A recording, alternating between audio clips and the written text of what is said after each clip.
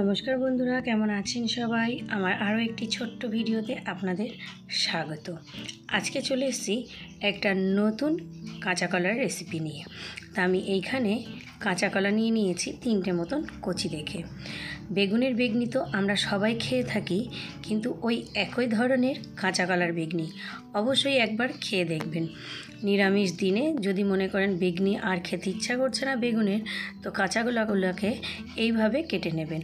আমি এখানে পাতলা পাতলা করে লম্বা কেটে নিয়েছি, আর কিছুটা পাশে এই যে কুমড়ো কেটে নিয়েছি। দিয়ে এগুলোকে ভালো করে ধুয়ে আমি একটু জল ঝরাতে দেব, যাতে এটার গায়ে কোনো রকম জল না থাকে। এইভাবে একবার করে দেখবেন। আমিও এটা একটা ঠাকুর মন্দিরে খেয়েছিলাম এই কাঁচা কলার বেগনিটা। তো আমাকে এত ভালো লেগেছিল যে আমি বাড়িতে এসে করতে বাধ্য হয়েছি। তা যাই হোক, ওটাকে আমি জল ঝরাতে দিলাম। এখানে আমি 2 চামচ মতন মটরের বেসন নিয়ে নিয়েছি, আর 3 চামচ মতন ছোলার বেসন নিয়ে নিয়েছি। একটু বড় চামচের আরও হাফ চামচ আমি পরে মটরের বেসন নিয়ে নিলাম। দুটো বেসনকে ভালো করে মিলিয়ে নিলাম। এবার আমি এতে একটু পরিমাণ মতন স্বাদ অনুসারে লবণ দিলাম, একটু কালো জিরে দিলাম, পরিমাণ মতন অল্প পরিমাণে হলুদ, একটু জোয়ান যাতে এটা খেতে টেস্টি লাগে, একটু গোলমরিচের গুঁড়ো।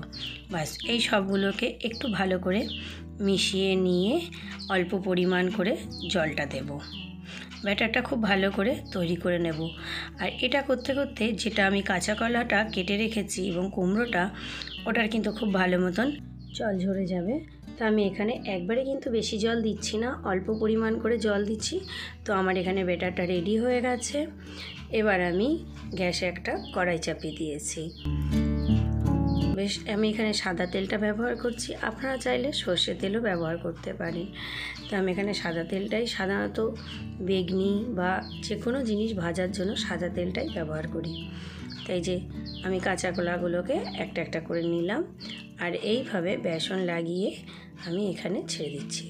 আপনারা যদি মনে করেন মটরের বেসন নেবেন আর একটু কর্নফ্লাওয়ার দেবেন, তাও দিতে পারেন, চাল গুঁড়িও ব্যবহার করতে পারেন। আমি এখানে ছোলার বেসনটা ছিল আমার হাতের সামনে, এর জন্য আমি ছোলার বেসনটাই ব্যবহার করেছি। আর এতে বেশ মুচমুচে ও খাস্তাও হয় খেতে। দেখেই বোঝা যাচ্ছে কতটা সুন্দর হচ্ছে।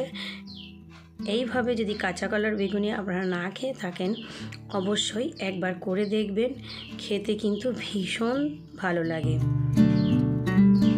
এই যে আমার একবার করা হয়ে গেল।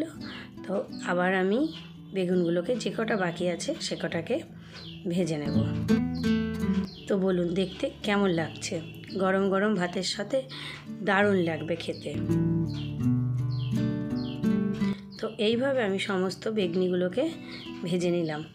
তো আমার এই ভিডিওটি ভালো লাগলে অবশ্যই চ্যানেলটাকে সাবস্ক্রাইব করবেন, শেয়ার করবেন আর কমেন্ট করে জানাবেন।